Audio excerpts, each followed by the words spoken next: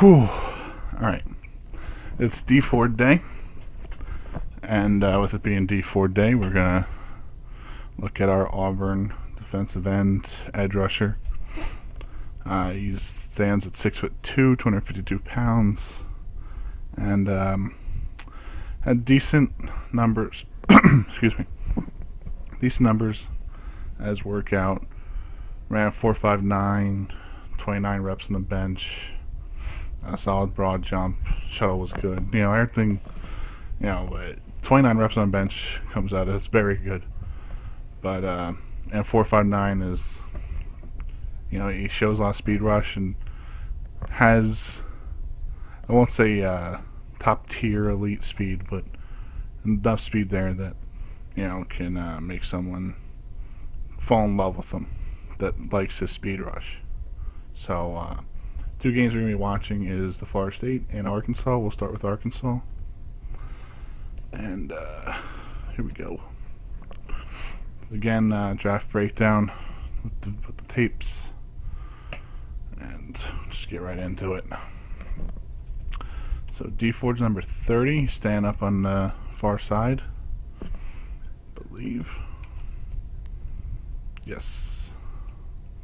And what I liked about this play is, if you watched Anthony Barr video, you saw someone that had so much athleticism, but it wasn't put into play too much because his football IQ was lacking at times. Now, whether that was Jim Moore Jr. or if, that's just him, I don't know. But watch Ford here, perfect technique on how to engage as a defensive end. You don't come crashing down the line trying to make that backside tackle on this running back. Your responsibility is contained. If there's a guy bootlegs, you have him. And what happens? We get a naked boot.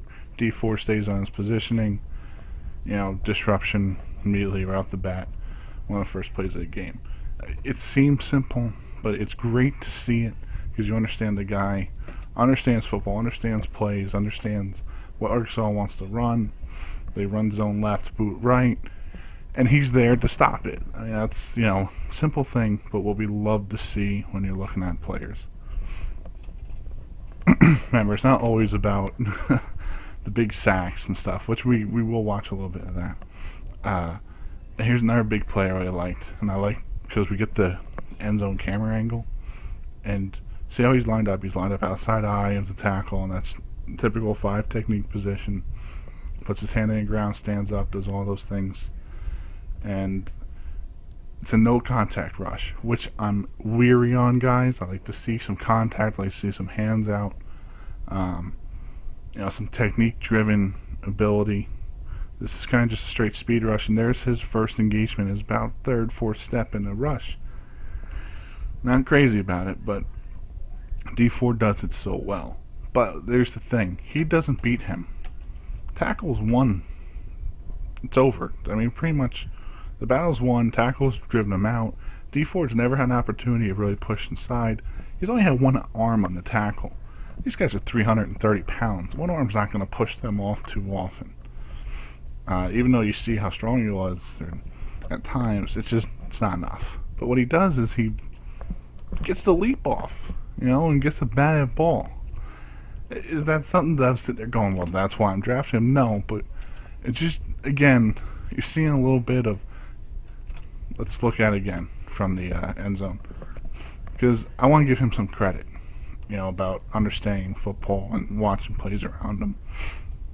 Let's see, let's go. They're in a off-eye formation, let's say strong, king back, the fullbacks to the tight end. And we have our eye back. And he crosses D's face. He sees him leaving. I'm going to give him credit that he knew that this guy's running a flare route. And knew that this route over here, sees quarterback wind up for a pass, knows the ball can only go there. It's a terrific play. I mean, it's a little thing, but the guy crosses his face, he understands it, gets his arm up, probably instinctively creates an interception. Okay.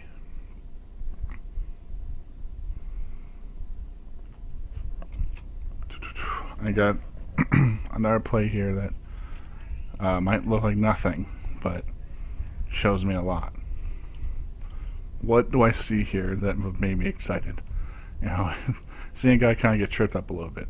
Watch this though. It's again tight end. Tight end against the, the star pass rushing guys. Typically, is a disadvantage for a tight end. They're not always in there blocking. Sometimes going out for passes, and you really want to tackle against the elite tier pass rushers. The SEC, D Ford was up there for sure. Tight end goes to cut block him. It's a great weapon for a tight end against the elite blockers, the pass rushers, especially on quick hitters, whether it's a run play or pass play. It's a way just to hopefully get that defensive end slowed up just for the moment you need for the quarterback to hand the ball off or get that quick one-step pass. But you see D Ford, we'll cut back a second here. Watch D Ford's hands. Where are they when the snap? His hands are already on the tight end. That's terrific technique. And the consistency isn't always there with him. But when he shows this, it again shows some strong football understanding. It's not just a speed rusher. I keep on reading how well his speed rushing is.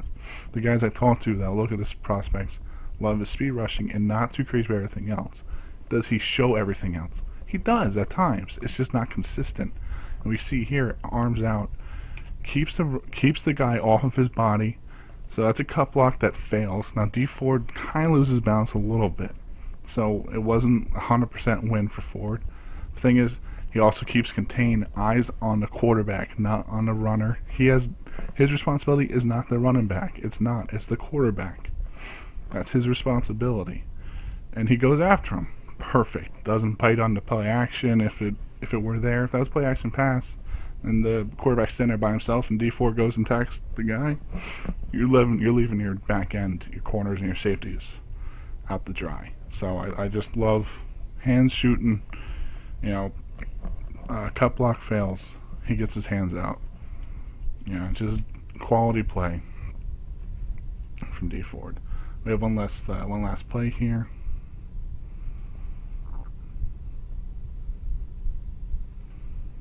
Okay, D Ford's at the bottom of the screen, standing up.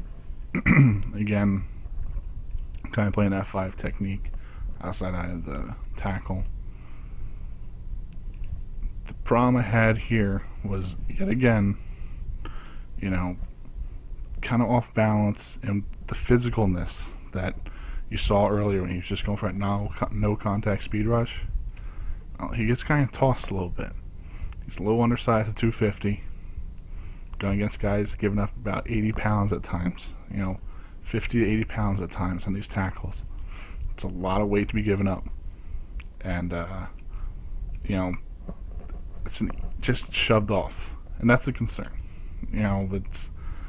He shows enough to not give up in the play and maybe cause a guy to cut back inside or something. Just not entirely, but just don't like that it was this easy to get him off the play. Does it happen a lot? Not really, but does it happen is the thing, and it does. You just watched it, and that's kind of the concern there. You're always going to be concerned about the undersized guys a little bit, and that's the one thing you're going to be looking at. But the thing is, he was able to put his hands out there. We're seeing him use his hands, get his feet under him. So maybe that's something that, hey, an NFL team, let's put some 10, 15, 20 pounds on him, see if he keeps his speed, and if he can do that, we might have a player for a long time here. Not that he has to put that weight on, but there's guys that are successful doing it at the lighter weights. Okay, first play of the game, and this was kind of a trend when watching Ford.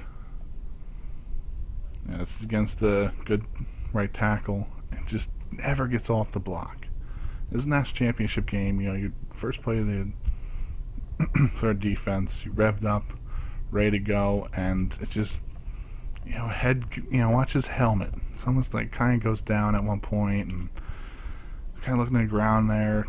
He's trying to get to the running back, but never gets off the block. It's a great push. Knocks this right tackle back. Just get off the block, man. I just want to get off the block, make the tackle. You got to tackle for a loss. Get pumped up, get the team going right off the bat. what ends up happening is this guy takes it. Not that you're not too worried about the result of the play, just worried about what his role in it was, and just really wish he could have got off the block and made a tackle there. But the positive there is you worry about physicalness. Hey, he just blew up a good right tackle, pushed him 2 or 3 yards backwards. That's a good sign. So, that's sitting there, and that's that's good to see. Just really wish he got off the block. And like I said, that's something that you'll see if you watch tape. He doesn't get off the block all the time. It's a little disconcerting. You want to see him be able to get rid of a guy. Okay, D4 to bomb a screen again. Left guard quick off the ball. Or is that the center? Center's quick off the ball. This is another discipline play I like. It's just the type of football IQ I love watching on defensive ends. So many defensive ends are so wild and out of control. D4 seems to actually, he does do that, but you see this kind of like the guy in front of him leaves, and he just plays real calm. I didn't mean to do the sound there. But I love watching a guy just play very calmly. With tight end leaves. Real slow off the ball too. Tight end's very late. And I wonder if that's part of the problem here. But you have the tight end leaving, you have the motion across, kind of like everything trying to get D4, all this to get D4 to move, kind of get a free pass to this guy. And just very disciplined, stays on top of it, gets to the quarterback. An easy sack, but you know what? It was everything led up to it. I also kind of question Florida State's play calling here. How do you just hoping this guy doesn't make a play? Like, I don't know. Was that run back supposed to go over and block him? Questionable play design, but at the same time, I do like the discipline, sitting back and not over committing to anything. Next 2 plays, actually, I really liked a lot too. You see him playing the down defensive lineman at the top and coming off the ball. And again, just, very, very disciplined. Not flying in there trying to make a tackle for a loss on a running back. His eyes are on a quarterback, and, he almost gives it almost a little too much, because right here, I think he kind of realizes ball's out of quarterback's hands, but he's still just, okay, I'm not giving up my contain. My contain's here. I'm not giving it up. Listen, and he still kind of, gets involved a little bit. And right next play, same thing. Look at him, square to the line of scrimmage. Eyes on quarterback. Quarterback maybe pump fakes. We got a sack. If quarterback makes a bad throw, I can get up and knock the ball down. I'm not chasing after a running back. And really, that's terrific football. And again, gets himself involved a little bit. So I love seeing that kind of discipline play. And this is very next play. You watch how he is. He knows he has that coverage responsibility. He goes out on it. I mean, it's just good football. Very well coached. I give Auburn coaching staff a lot of credit here as well. Got man coverage, and the guy comes off. It was a pass rushing beast. It probably should be pass rushing, but hey, you call up him going protection and the coverage, he does it. So, I give kudos that he is coachable enough. That's what's happening. You see it a lot where guys just don't. You watch Anthony Barr. We'll watch Itachu, who I haven't seen a whole lot of. We'll see how he is comparatively to Ford. But as far as discipline-wise, Ford is miles ahead of where Anthony Barr was. And we're going to end on a positive play, like we always say.